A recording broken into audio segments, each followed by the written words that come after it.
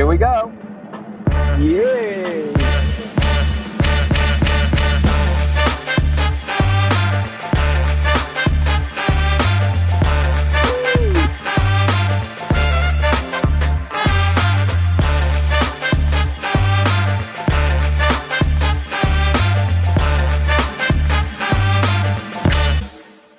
Oh, I didn't see anything today. What a pity. Good morning, Timothy, and good morning, everyone who is joining just now or will join later. It's a pleasure to have you with us to Japanese Politics One-on-One. This is the 290th episode with Timothy Langley, who every single Sunday morning resists the urge to either jump overboard or to run away, depending on where he is. But Timothy, I'm glad that you are still here with us this week again, and thank you very much for being ready to tell us what happened in Japanese politics this week. Lots going on. It's incredible. Even though it's been a break, it's the end of summer. We talk about the dog days of summer, right? That Right. comes from Egyptian time, from the rising star of Sirius, the dog days. And this is the time of tremendous change. And in fact, the Egyptians used to plan their entire year. And I think that's what's also going on here. This is the 290th episode of ours, Maya. My God, that is just incredible. I'm reporting today from the tip of the Yokohama Peninsula. It's a small port that's called Misaki. I'm berthed here right next to Umi no Eki, which it's 8:20 now, so there are not many people here. But as the briefing goes on, there are a lot of people that are walking by, and there's a yacht race today that I'm not participating in. I'll do my briefing. Please give me 30 minutes or so, 35 minutes. I'll try and get through this. We can go into the Q&A, and then I'll push off and head back to my home port on the Chiba coast. But thank you very much, everybody, for joining us. There is so much to report to you. I'll try and get through it as crisply as possible, but there's just a lot of depth that I'd like to get through. If I miss it, or if I don't spend enough time on it, or if I make mistakes, let's hit it at the Q&A. So I'll turn it back over to you, Maya, and then I'll get right into the beef of it. Okay, thank you very much. And to everybody watching us now, please remember to let us know that you have been here. Subscribe maybe, or follow if you are on LinkedIn. And of course, share these briefings with people who might benefit, like friends and family members, colleagues as well. Because as Timothy has said so many times, there aren't people following the news on a weekly basis and in English. So we hope that we can spread the word to more people so that more people can benefit from them. We are on LinkedIn and YouTube, also in Clubhouse, even though Clubhouse is kind of quiet. And of course, there is a synopsis that goes out a couple of days after the briefing is over. And if you have subscribed, you know that you can receive it in your email inbox. And if you haven't, you can find it on Substack and subscribe there. So thank you very much indeed. And Timothy, let's go into the, what do you say? Details. The agenda items, yes, the details. So let me just walk you through the top line points. There are about 10 points that I want to get through, and then I'll zoom through them as quickly as possible. We always start the briefing with what's going on with the Prime Minister, Ms. Takaichi, how she's spending her time, what foreign visitors she's entertaining, that sort of thing. And this week, she stayed in the Kante. Last week, she was sending out some emails, not emails, she was posting on X and getting a little bit of pushback there that she's a little bit of a chatterbox, and she should be talking about, cost of living and that sort of thing. So she is getting a little bit of pushback there, but, she is the Prime Minister and an easy target. In the September sequence, moving in, tomorrow is the last day of August, and then we roll into September. Okinawa, the election for governor is on the 13th. That's in 2 weekends. Silver Week is the third weekend. That's the 19th to the 23rd. It's a long weekend. It's a kind of unique weekend for Japan.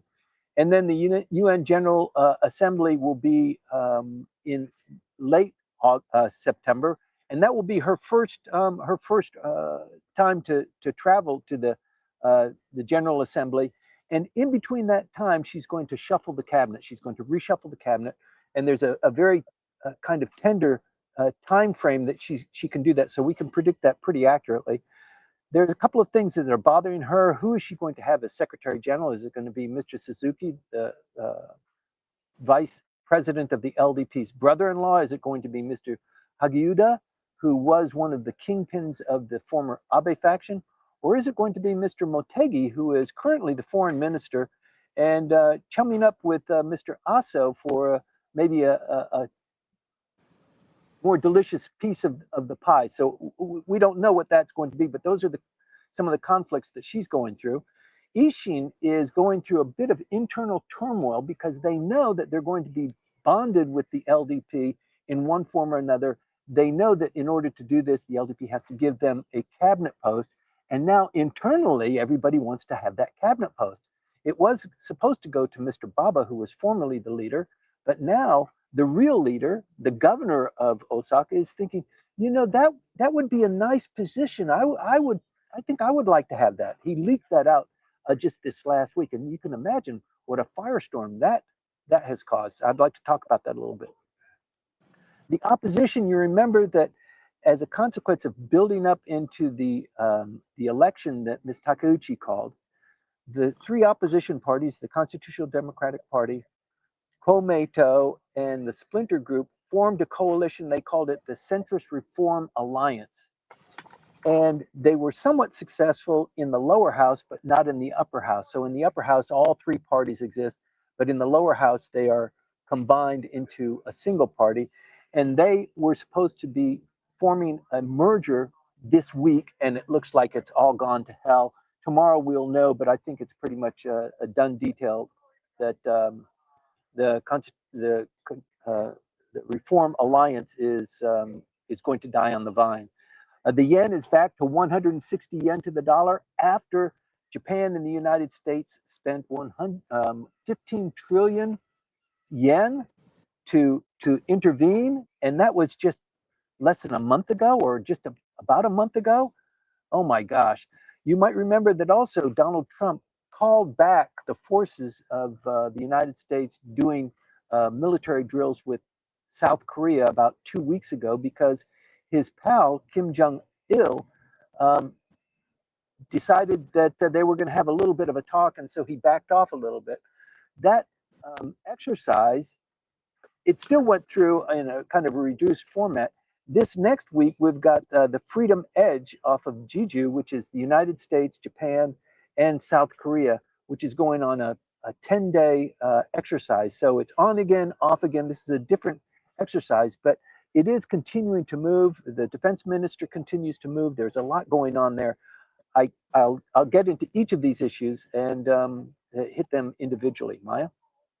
Okay, thank you for that. And again, there has been quite a lot of happenings in Japanese politics, and I see that the autumn is going to be really a busy season for everybody who is in Nagatacho, also Kasumi Gaseki, I believe. And well, thank you very much to everybody who has joined just now. Once again, thank you for letting us know that you have been here. Hit like or subscribe, and please share these briefings because once again, they're voluntarily, and we hope that you find some value in them. If you do, help us spread the word about them by sharing and also commenting, because the second part of these briefings is always a Q&A session. So if you have any questions, comments, and if you just want to share your thoughts, do that in the comment section on the platform where you are, and I'll feed them to Timothy later. So Timothy, it's over to you once again, and well, I cannot hear the detail. I cannot wait to hear the details of all the things that happened this week. So just to emphasize what you're talking about, Maya, this is social media, and words of encouragement, people saying like and stuff like that.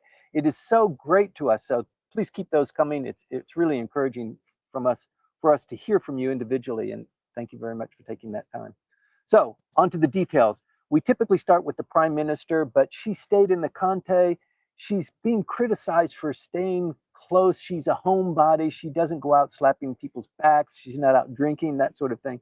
But she said, look, she's in the Conte, And she's working all the time. She's not endorsing that everybody needs to do that, but that's her style, that's her personality. And she also said that I do that to kind of reduce the time that the staff needs to spend on taking care of me. So that's why I'm staying in the Conte. I'm close to the work. This last week, she spent an enormous amount of time on the Kanto quake headquarters. It's a 13th meeting that she's had since the quake. There was a tremendous rain, you might remember, in Chiba last week, and she had some emergency meetings with regard to that. She had her GX council. The Kuwaiti foreign minister made a courtesy call. LDP and Ishin reconstruction pitches. She's listening to the LDP. She's listening to Ishin. There's a lot going on there that requires a lot of her really one-on-one time. This is a decision that she needs to make. And then there was a virtual Ukraine Coalition of the Willing that she hosted from the residents. In the coming week, there is no announced travel for her in the coming weeks, but she will go to the General Assembly meeting towards the end of September. But the foreign minister, the finance minister, Mr. Akazawa, Mr. Ueda, Bank of Japan, will leave the country. I think they're already gone, but they're doing their job mostly on the yen. The yen is just generating so much interest and so much eating up so much time. But we'll get into that one individually. But the residence as her workplace is, even over the weekend, she doesn't appear to be, it's not on the published schedule what she's doing, but she's having people come in. She just doesn't publish it. And she just really has emphasized in her ex post. And I think the post, although she's getting criticized for yapping on X, nobody else has done that. No other prime minister has done that. And I think it's a strategy of hers to show the human part of her. Most of the previous foreign ministers or prime ministers, we only know them through what's written in the tabloids and Bushu, what's on the TV and that sort of thing. And it is really not a full story. And I think she's decided to take the bull by the horns and tell people what she's like and what she's doing and what interests her. She said she was so lonely that she befriended a cockroach. I think that's kind of funny. I don't know if it's tongue in cheek, but like in Washington, D.C., they always say, if you want a friend, in this town, get a dog. But I think, Nakatacho is not just counting their posts. They're lining up, they're throwing barbs at her. They always will, even within the LDP. Her poll numbers are beginning to suffer a little bit, but she's still in that mid-range. But the communication and the variety of how she's trying to address the public continues to be, I think, robust, given that she seems to be insular and kind of withdrawn. But she is active almost every day. You're seeing her on TV, and I hope I'm giving you the sense that she is engaged. The polls of the last couple of weeks are a cluster of how they approve of her and how they disapprove. About 49% approve, 37% disapprove, depending on who you're talking to. But it's not a collapse and it's not a bounce, but it's just kind of the reality of the situation. She's been in office now for 9 months. Actually, she's been in the office longer than that. About 9-10 months. And so there is, this ebb and flow that's going on. The food tax, how people feel about that, it's mixed. It's softly yes. Most of the polls report that the population is relatively for it. A slight margin says they're against it. So about 45% say they're for it, and maybe 33% say they're against it. But 2/3 want a funding statement of the people that are polled. We want to know how you plan to pay for this, Prime Minister.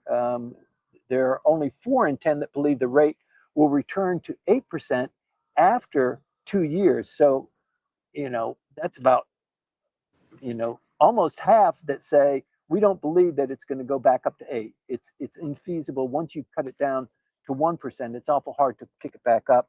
We don't know what you're going to be doing or how you're going to be doing it. And 6 in 10 people fear that the Social Security will take a hit as a consequence of that. So the inflation is also a bone of contention among the population. It is now hitting around 2%. Foodstuffs and exports, imports, the balance of payments that are going on there has hit something of a pattern, and it's not necessarily good for the economy. What's going on in Nakatacho is a huge calendar that we need to look at, and there's going to be a tax package that she wants to promote in September. So you've got the governor's race in Okinawa, which is on the 13th. That's in 2 Sundays. That kind of is like the peg in the board upon which things are built, things that will go before it and things that go after it. So if the LDP wins, the LDP will get a boost out of that, and so there will be things that happen after that, and that's the governor's race, and then 1 week, and then a Silver Week, a 5-day break, and then before that, she wants to make sure that people are focused on the LDP and what the LDP is doing. So she wants to have that tax package that we predict will be in the 2nd week of September, and then the Okinawa vote is on the 13th.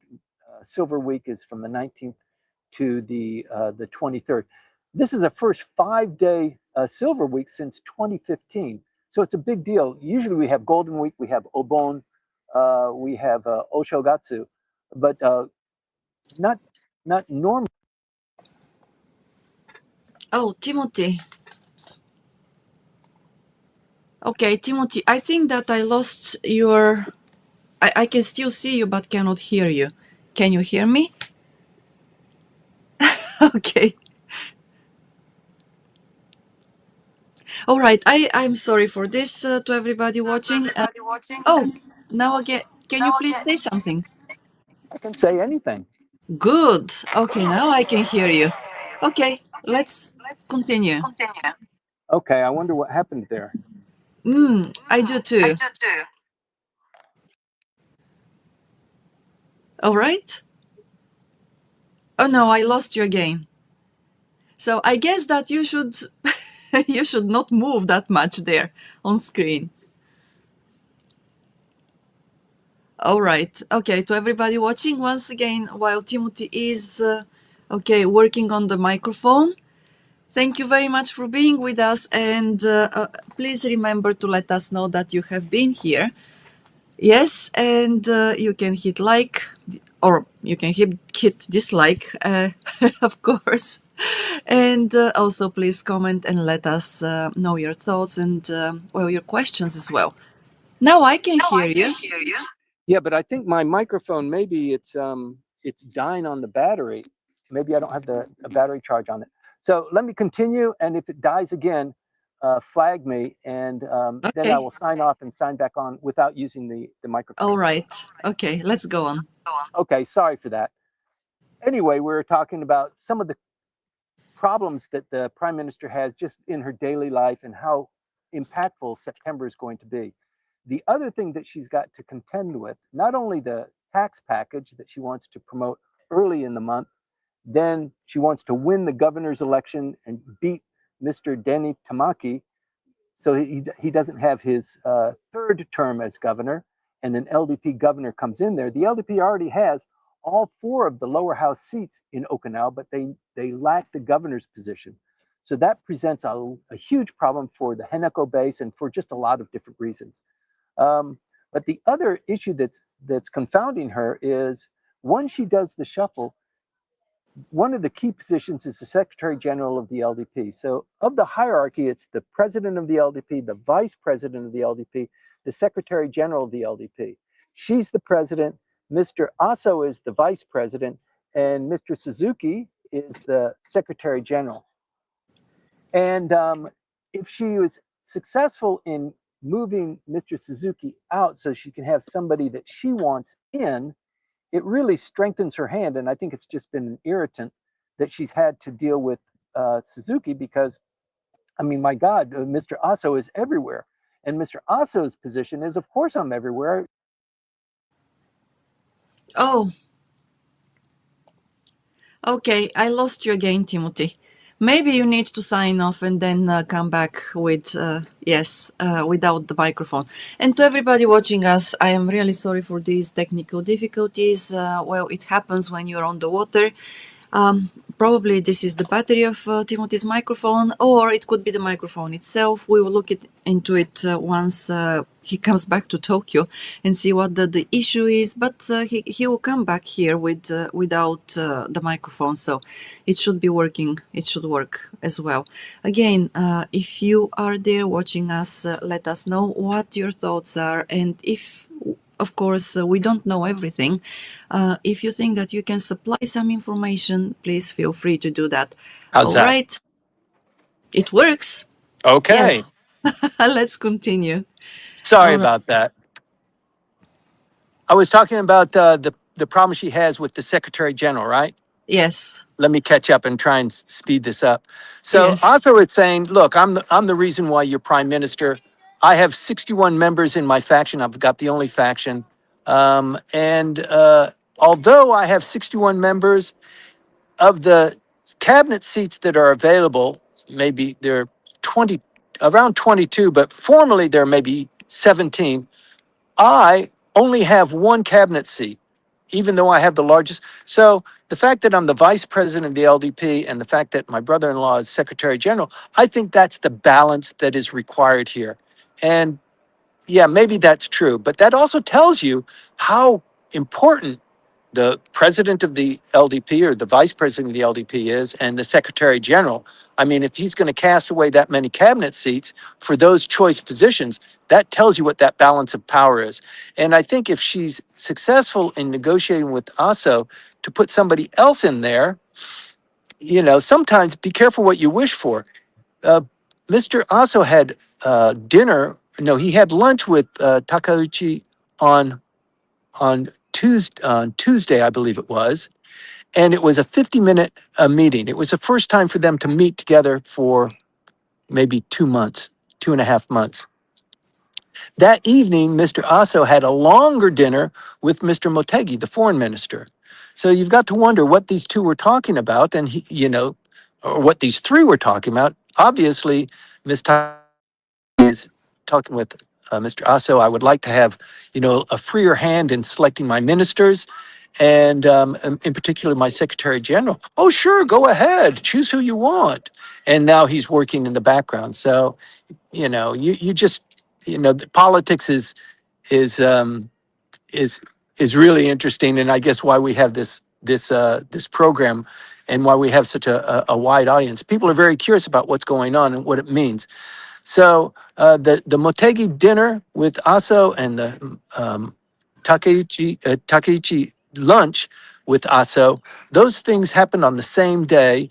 And I think the meaning of that will become evident as the cabinet is announced. And so we'll have the announcement of the tax package, then the Okinawa election, and probably afterwards the reshuffle of the cabinet. So everything's going to happen in a very short period of time, and we'll be here to report that to you. But the meanings of those lunch are on the premium that ASO will extract for removing Mr. Suzuki or placing him someplace else, or the fact that he's acquiesced to Mr. Hagiuda.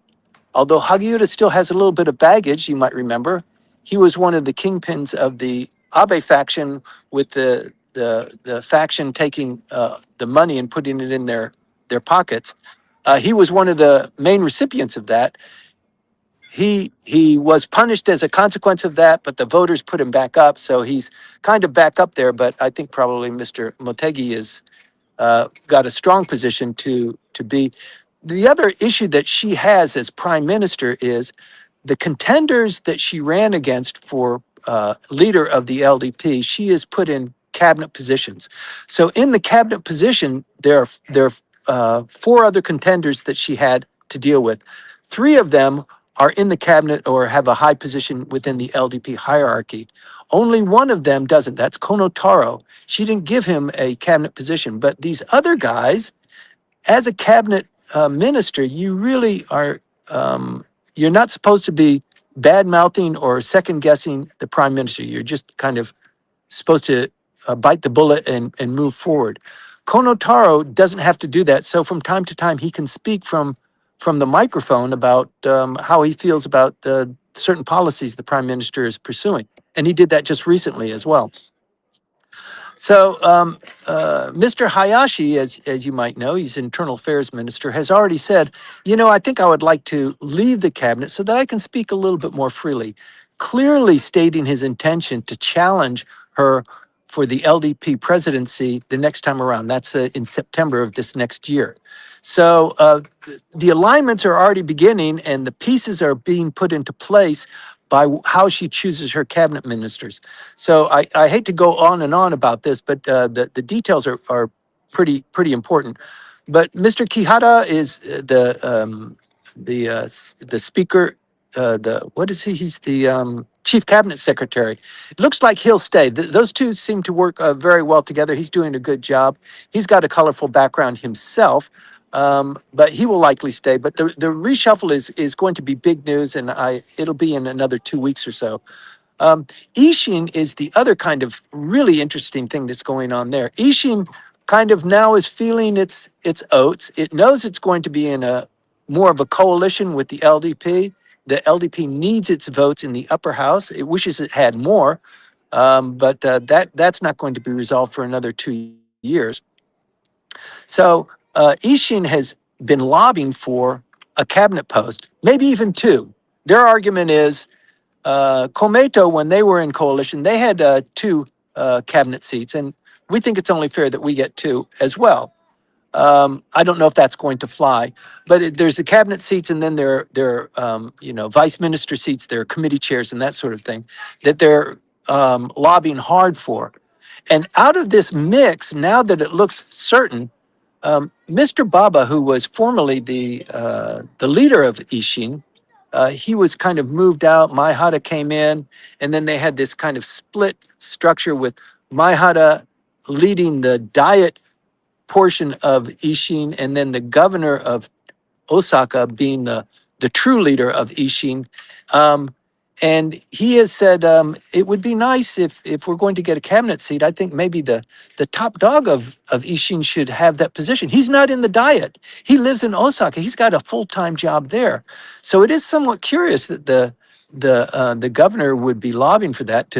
He's going to be traveling back and forth to Tokyo. He's going to diminish his role as governor of Japan's second largest metropolis. That's just very strange. And as a consequence of that, other people are kind of clamoring. Mr. Maihata also is lobbying, and Mr. Baba is thinking, hey, what in the hell happened? I thought everything was clear. We were moving forward. We had unity of purpose. So that's going to cause a little bit of friction within Ishin. And it's not just Ishin that's suffering from that internal spiritual kind of struggle, but it's also the main opposition party, this coalition of the Constitutional and Democratic Party, the Centrist Reform Alliance, and Komeito. You know that they formed something of a merger. They've been talking about a merger. They were somewhat successful in the lower house to do that, and they cobbled everything together, and they became the Centrist Reform Alliance in the lower house. And in the upper house, they weren't able to succeed there. And that's why this whole diet session with Ms. Takeuchi having so much trouble is the opposition parties couldn't really coalesce in a strong enough way to defeat the prime minister. They were somewhat fractured. If they were unified, yeah, she would have a real hard time. And it looks like the merger talks broke down on Friday. They will have another meeting tomorrow, and it looks like from press reports that it's just not going to work in the upper house. And if it doesn't work in the upper house, it's not going to work in the lower house. And you're going to have just a disintegration of the Centrist Reform Alliance. What happens with people, we don't quite know. The Komeito people, initially, they were bound together by Soka Gakkai, the religious organization. That's how they were founded. And they've, with the death of the leader there, so the religious component of that is not as strong. But they're kind of withering on the vine too, and so this disintegration of this merger is really a bad sign for opposition parties. It's a great sign for the LDP, though. So that's another thing that is going to be very influential in the next maybe 5 or 6 weeks. let me see, where else are we going? Okinawa on Sunday, the 13th. Campaigning started on Thursday, and there are 6 names for governor, 2 that really matter. Denny Tamaki, who is 66 years old. He used to be in the LDP. He used to be in the lower house, I think 2 terms, and then he went to Okinawa and he ran for governor, and he doesn't like the LDP anymore. He started his own party, the All Okinawa Stack, and they've been strong. He wants his 3rd term, so that would be 12 years for him. He hasn't received much of an endorsement, even from Komeito, but the person who is fighting against him is a 42-year-old former Naha vice mayor. So not really high up on the pecking order, but boy, is he collecting a lot of support. He's got the LDP, he's got Ishin, he's got the Democratic Party for the People, he's got Sanseito, he's got Komeito in his pocket. So, as I said earlier, Jumito holds all 4 of the Okinawa lower house seats, and they've had no governor. The LDP has not had a governor in 3 consecutive losses. So you can see how badly the LDP wants to be there, but not just because of Henoko and the Marine base and all of these things that have stacked up, but also because of the tax policy that the prime minister wants to pass and the cabinet reshuffle. So the LDP winning in Okinawa would be a great boost if the tax package passes. The governor, the vice mayor of Naha wins the election, and then there's a cabinet reshuffle. It's a win that builds, and I think that is the design of the timing that's going on here. So we'll wait and see how that goes. But the campaign ends on the 13th with the election on a Sunday. And with regard to the policies that the prime minister is pushing forward, the consumption tax going from 8% on foodstuffs to 1% for 2 years would start in April of 2027. She wants to pass that. The cabinet passed it maybe 2 weeks ago, and now it's time for the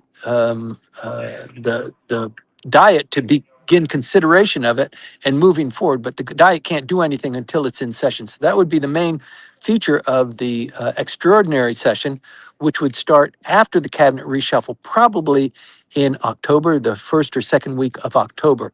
But this diminution from 8% to 1% creates a 10 trillion yen hole over 2 years. So the government needs to come up with, it said it wouldn't issue more bonds. It's not going to do debt financing. So the question remains, if the government is not going to be collecting those taxes, how is it going to fill, it's already in debt and it's not going to be issuing bonds for that. How is it going to pay that 10 trillion? She says the plan will be inside the budget. She made a statement just the other day that it'll be fiscal planning and fiscal responsibility. We will spend more money, but we're going to be making more money. That's part of the plan. And with the security documents, the 3 security documents that she published in the late fall, and the amount of money that's being devoted throughout the Japanese economy. I mean, the defense budget itself is it's even larger than the last one, which was the largest in history. So there's a lot that's going on there. The package is targeted for mid-September, and the opposition. This is going to be the opposition theme for the extraordinary diet. You don't know how to pay for it.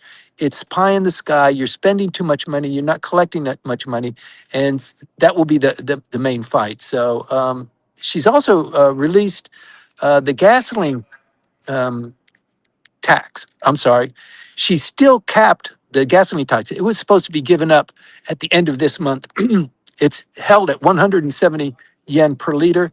It was supposed to lapse by this time, and she's extended it again. So she's pushing to help the consumers and to give them a little bit of a breather because the inflation is high, the cost of goods are high, the wages are not rising, and even if they are rising, they're not keeping up. So the other issue in terms of policy is the cabinet is now asking for from the finance ministry for a larger step up in economic security money, up 60% from the previous year to pay for Social Security allotments. The other issue is the auxiliary capital city initiative. You remember that Osaka wanted to become the number two. You know, if something happens to Tokyo, they want to be the auxiliary capital, which means a lot of, auxiliary offices from the ministries need to be set up there. A lot of money is involved and devoted there. And I think the LDP has basically agreed in principle, but now they've opened the door and they're putting more money into that other cities can also lobby to become an auxiliary capital city in the event something like that happens. So Ishin kind of gets what it wants, but it's not everything that it wanted. It wanted the exclusivity, and it looks like that exclusivity was just taken away. But the Ishin did come through and say, remember that promise of reducing by 10% the lower house seats? We're holding your feet to the fire. Mr. Baba said this just this last week. He said, if you don't do that in the extraordinary diet session, then there will be hell to pay, because we've been holding our breath. You made a promise to us. We stuck with you throughout this diet session, and we're still here holding our hat in our hands. So there's a little bit of tension that's going on there. Hopefully, the prime minister believes that she'll be able to resolve that with the distribution of cabinet seats, with Ishin figuring out who is going to be the cabinet official. I can't imagine it would be the governor of Osaka also holding a cabinet seat, but you never know. It's Japanese politics, so stranger things have happened. The other kind of startling thing that happened this week was the yen closed out on Friday at 160.7, 160.1 yen to the dollar. That's where we were when the United States and Japan intervened with a huge amount. So the numbers of how much was involved in the intervention has now been released, even though there hasn't been a Bank of Japan meeting on it. But the figure now came out that it's 15 trillion yen was devoted during that intervention period. It wasn't a one shot. It was a shot that happened consecutively over a couple of days, but collected altogether, it's 15 trillion. A small amount of that came from the United States. Most of it was from Japan selling U.S. treasuries or foreign treasuries, their foreign exchange. But that amounts to $94 billion for them to bring the yen from 164, where it was, to around 166, 167.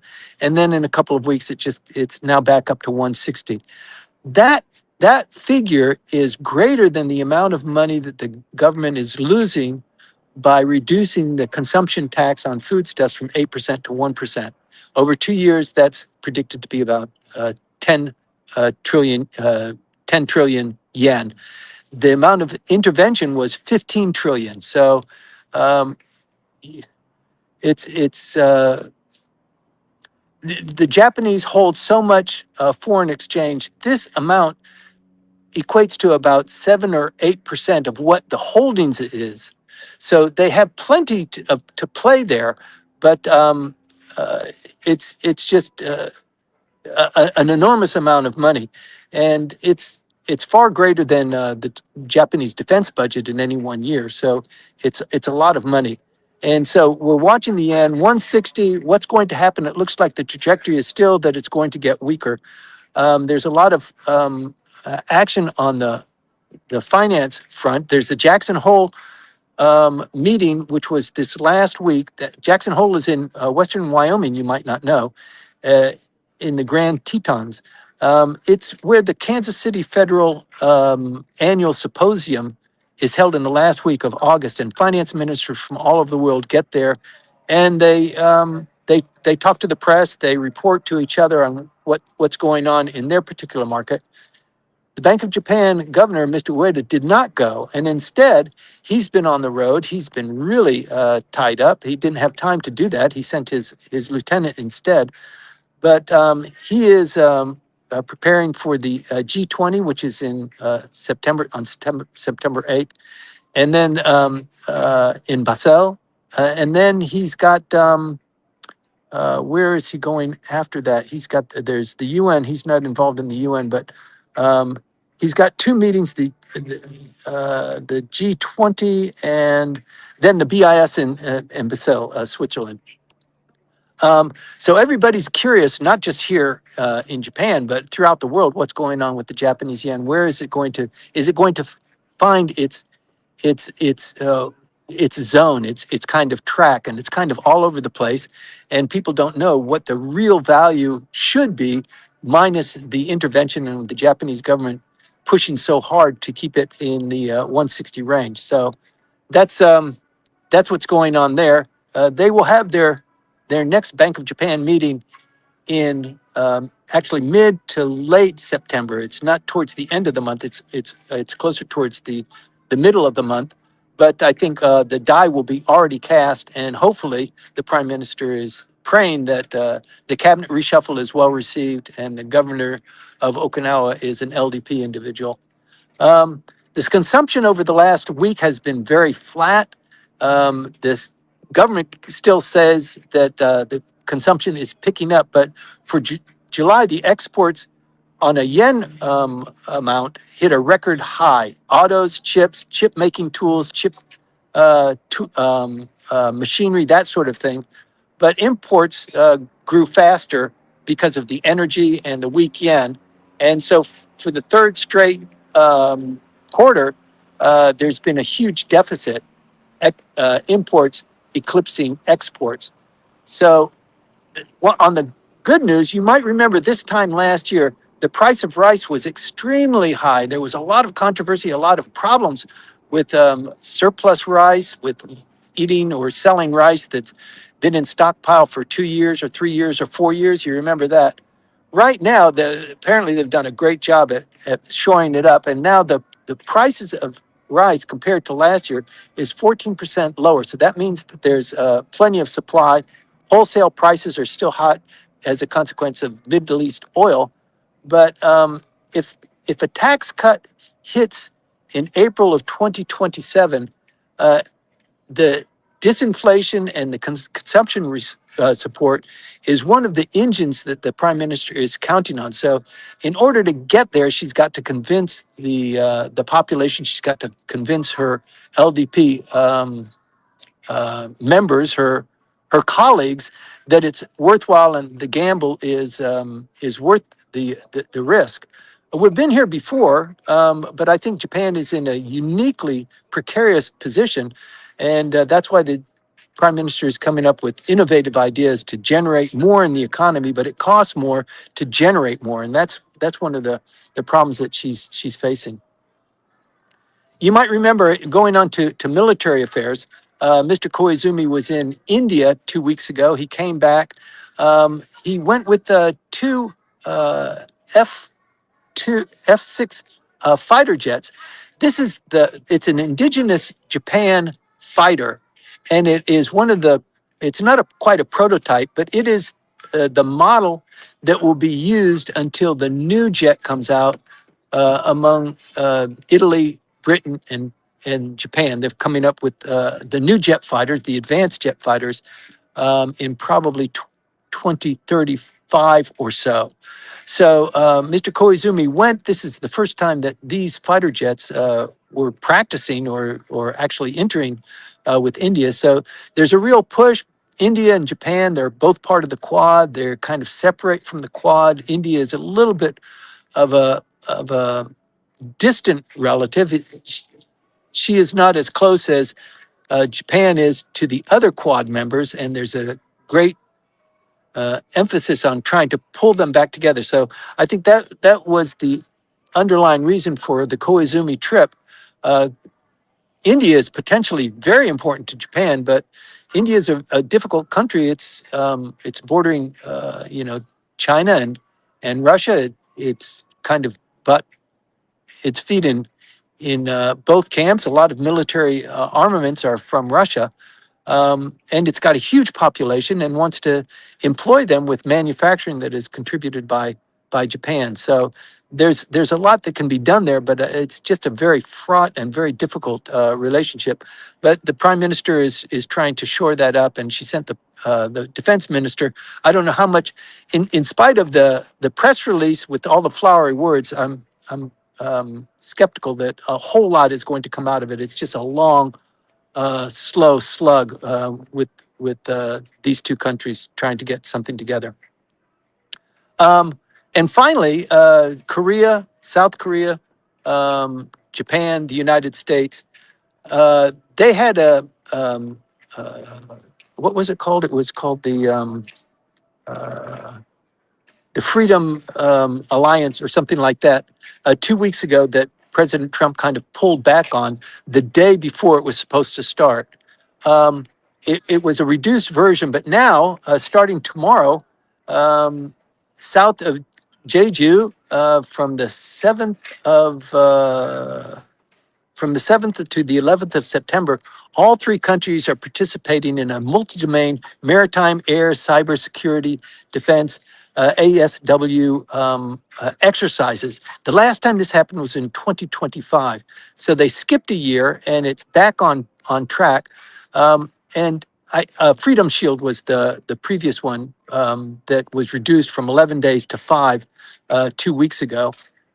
It, yeah, some of it was canceled and pulled back. I don't know how much traction the president of the United States gained with our dear leader in North Korea, but I think that there was some conversations held, and I think before the midterms, the president is hoping to have another North Korea summit.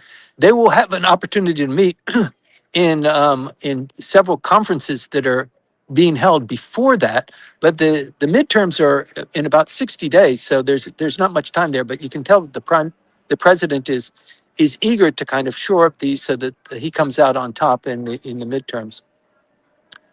In the meantime, the North Koreans did fire a salvo of uh, um, ballistic missiles on August 20th. They fired a whole salvo of those. None of them hit Japan's exclusive economic zone. But still, his sister was on the warpath, saying, wagging her finger at Japan, saying, you are warmongers and all of the stuff. And the prime minister bowing from the Budokan to the Yasukuni, that is so threatening to us, and you better watch what you're doing or you're going to get into trouble with us. So there's still a lot of that's going on. It's not good news. And then finally, the Inter-Party Parliamentary League sent a delegation to China. I'm sure you've heard of this. They came back this week. They were there for 3 days. It wasn't quite a slap down, but it wasn't the reception that they had wanted. The Chinese are still angry at the prime minister for making an obvious statement that should there be a kinetic action between China and Taiwan, it would pose a significant threat to Japan. They don't like that, and they want her to retract that statement and are withholding a lot of things as a consequence of that. You'll know that the tourist numbers have been increasing, but with regard to Chinese tourists, that's been down 50% as a consequence of that statement made by the prime minister about 8 months ago. So they tried to open dialogue. I think they were successful in at least opening channels of dialogue, but they came back kind of a little bit diminished as a result of the reception that they hoped that they would receive that they didn't. But it's once again, it's one of those relationships. Japan and China do an enormous amount of trade. They need to be on good terms, but there's just a lot of historical stuff that's ongoing. Plus the political stuff, the geopolitical. The Chinese want to dominate, and Japan is pretty much in their way. Anyway, I've gone on long enough. I apologize for the mic issues and the kind of staccato delivery of some of these issues. There's just so much going on. Let me turn it back over to you, Maya. Thank you, everybody, for tuning in. If there are issues that you'd like covered or you have more insight than I was able to provide, please contribute them to us. And I'll turn it over to you, Maya.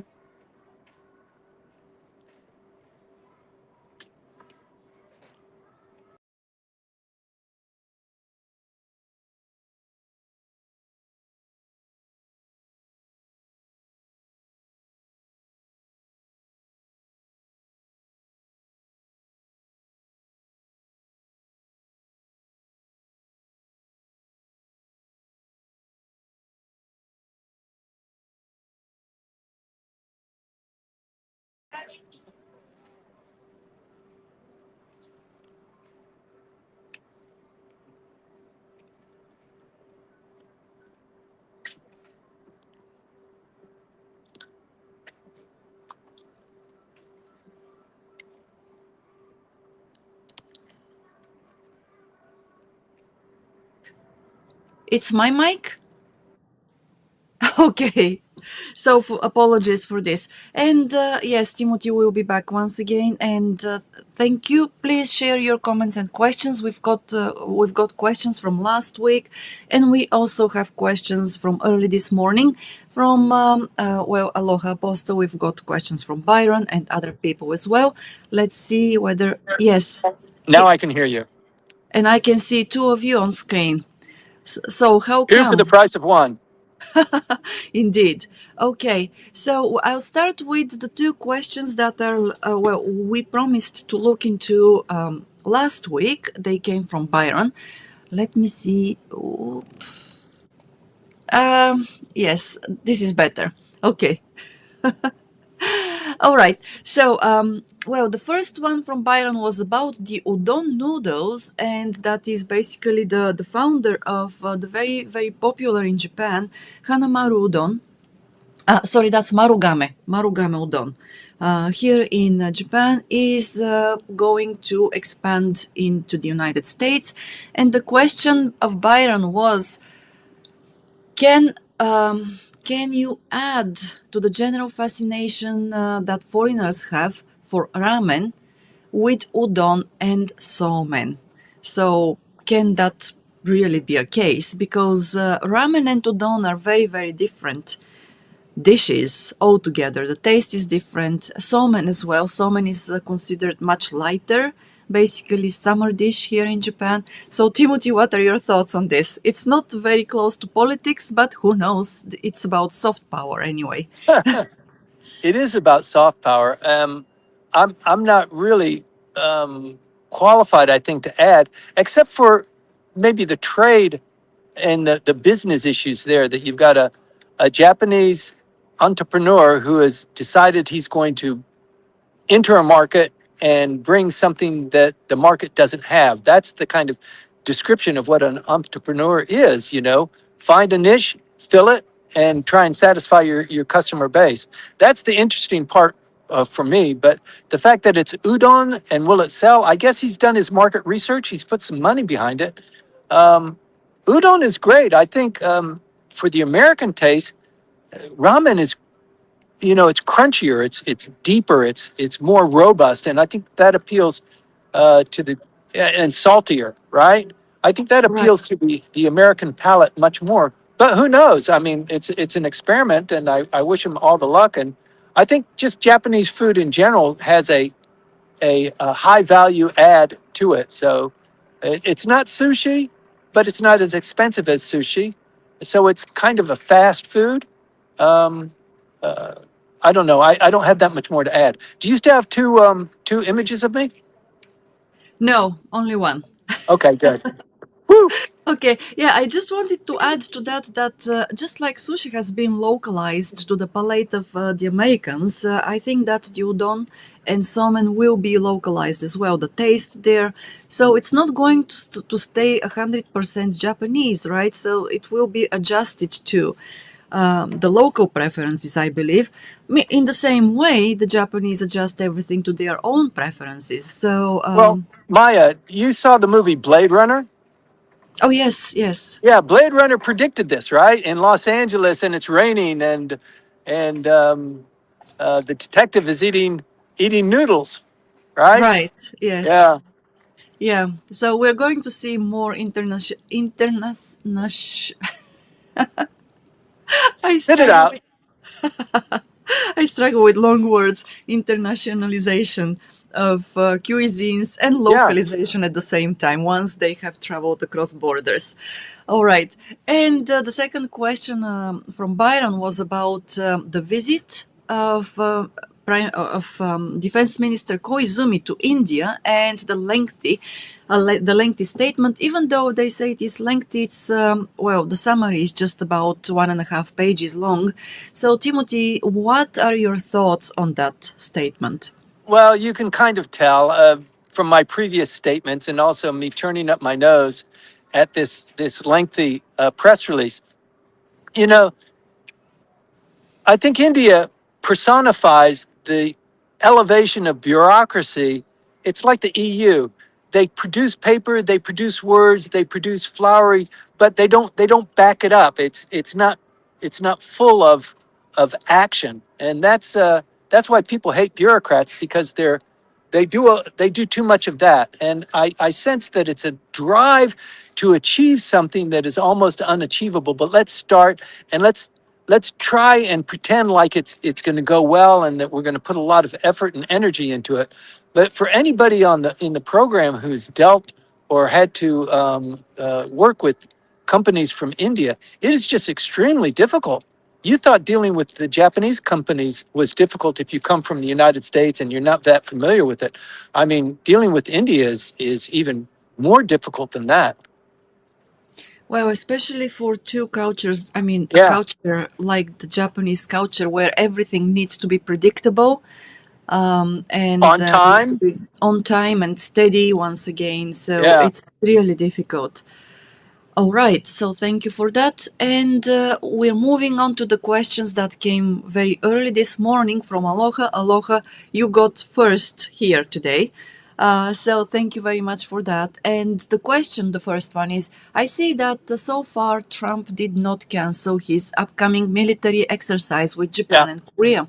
Is this a sign of Trump's commitment to Japan? When it was just Korea, he wanted to cancel it. What are your thoughts on this? Yeah, that's a good observation. He did wag his finger at South Korea saying, you didn't help us with Hormuz, you know, so I'm mad at you. I don't know. I think it's a convenient excuse. I think there are other things that are going on in the background. Um, and the fact that he kind of pulled back, yeah, if I was Japan, I'm thinking, if he's going to do that to South Korea, what does that tell us about our relationship? And the fact that a lot of the armaments and the jets that are in Misawa and that are in Okinawa are now being repositioned in the Middle East, that leaves us a little bit vulnerable, doesn't it? And with these threatening statements coming out of North Korea from the sister, and so much is in flux here, and a lot of it is just telegraphed through actions like this. It's through statements and through moves to kind of send the signal. But I think the relationship is still strong.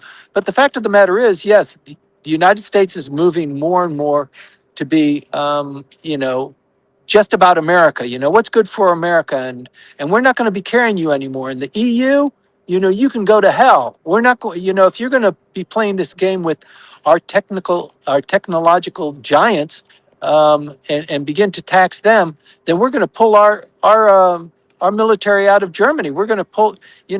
You can go to hell. So there's that's going on too. So there's a lot geopolitically. There's just an enormous amount going on. Japan is a microcosm of that, but is influenced by it as well.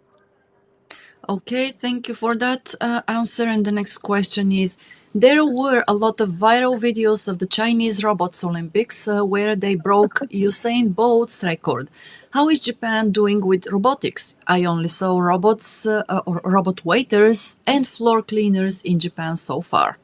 Oh no, I think in AI, Japan excels in melding AI into machinery. So it's not so much the automatons, the human-like characters. Um, I think probably the Chinese are better at that. The creation of the dogs and the acrobatics that they're able to exercise. The Japanese are probably head of heels above everybody else when it comes to machinery, and I think that's where their main focus is. But yeah, it would be nice to know that they are also focused on the human robots.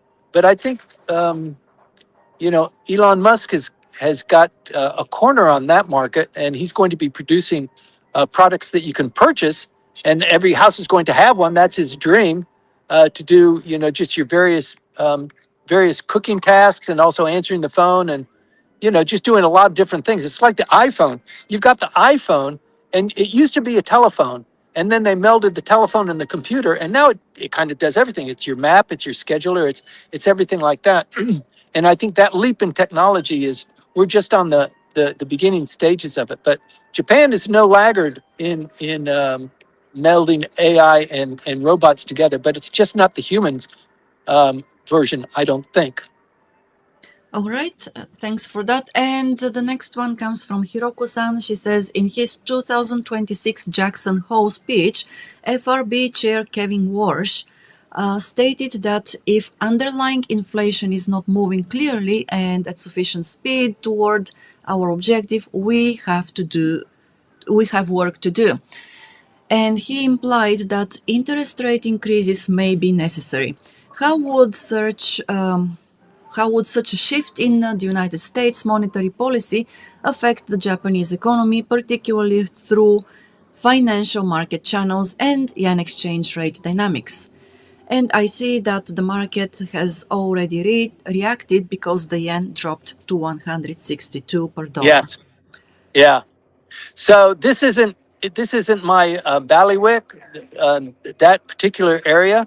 Hiroko is on top of it. I mean, she's already following what's been produced out of Jackson Hole this last week. The extent of mine is that Mr. Ueda didn't show up, and that's a signal. He's got other things that are going on, but yes, it's threatening to hear that the financial analysts are saying if the interest rates don't react, then we have to take action to our own hands, and that means the United States or maybe Britain or some others taking action that compels Japan to do something, because Japan is something of a outlier. But Japan's, the third or the fourth largest economy in the world. And what's happening here with the yen, with the trade flows, it is important. Japan can somehow purchase its way out. It can still intervene, but there's a limit to how much it can do and how long that impact's going to last. So yes, structural changes need to take place. And I think the prime minister is on top of that. She's trying to create revenue opportunities for the government that will fill in the hole that the tremendous spending is expected. She's already told the ministries there's no cap on what you can ask for. So go ahead and ask, right? So the ministries are submitting their budgets probably in October, and then the Diet will consider that, and then they will compile it before the end of the year. And then when the Diet session starts, that is the basis for forming the budget for 2027. So it's going to be enormous. And so the revenue stream has to be enormous too. We just don't know what that is. It looks like it could be defense spending or defense revenue with selling the Mogami class frigates, but that's not sustainable. That's not, it's got to be something bigger and more robust than just that. Yeah, how many of those can you sell, right? That's right. But also, I think that this basically puts pressure on the Bank of Japan to raise the interest rates, and the dynamic there is, from Kante, right? So I think that the Prime Minister is still saying, okay, let's go easy on this. Let's go easy on this, on the interest rate hikes. And so the question is, which dynamic is stronger? How they find a balance, and can they find the balance? And the question, once again, I think that previous prime ministers and previous cabinets, they have betted, I think, on let's say budget that has been invested back into the economy, expecting big revenues. We haven't seen that many of those revenues, right? That's right. Yeah, it's really a tough place Japan is in. So let's see what happens. But it's not really easy to be the prime minister. It's not easy to be the governor of the Bank of Japan at this point of time. And again, we don't know what the United States is going to do because, at the end of the day, it's always America first, regardless of who is on top, right? So, All right, so let's see the other questions. We've got a question from Rick. Thank you very much, Rick, and good morning. I hope that you had some good sleep last night. So he says, I hear from good Japanese sources that members of Ishin no Kai were trying to avoid Japan's national pension and related health insurance systems by becoming members of what basically were paper companies so that they could join the cheaper Kosei Nenkin. And that Kosei Nenkin system also has better benefits. Thanks, Rick. Yes, that's a little bit of an old story that came out, that broke maybe 3 weeks, 4 weeks ago. I think we talked about it. I think you were asleep, Rick, on that broadcast. But yes, they've been lambasted. These guys are trying to skirt the issue by making a tax dodge, and some of them are in real hot trouble as a consequence of that. I don't have a follow up on that, but yes, it is it's an issue that kind of colors Ishin. You guys you're playing fast and loose, just like you guys in Osaka always do, right? And that's not a good signal. All right, thank you for that. Moving back to the these are the joint exercises between Japan and US.